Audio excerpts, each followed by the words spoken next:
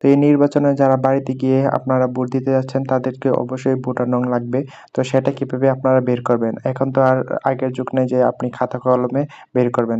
তার ১ম এ আপনি এই অ্যাপসটা ওপেন করে নিবেন। অ্যাপসটির লিংক আমি ডেসক্রিপশন বক্সে দিয়ে দিব। আবার ডাউনলোড প্রসেস আমি দেখিয়ে দিব।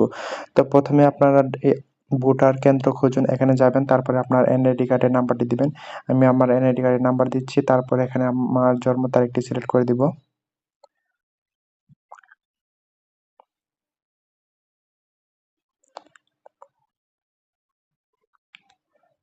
তো এখানে আমি সার্চ বাটনে ক্লিক করছি।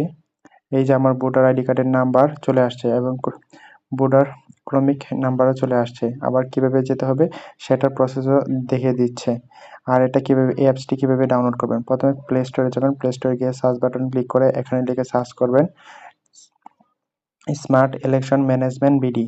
এটা লিখে সার্চ করার পর যে ১ম অ্যাপসটি আছে, এই হচ্ছে সেই অ্যাপসটি। এটি ডাউনলোড করে নিবেন, তাহলেই হবে।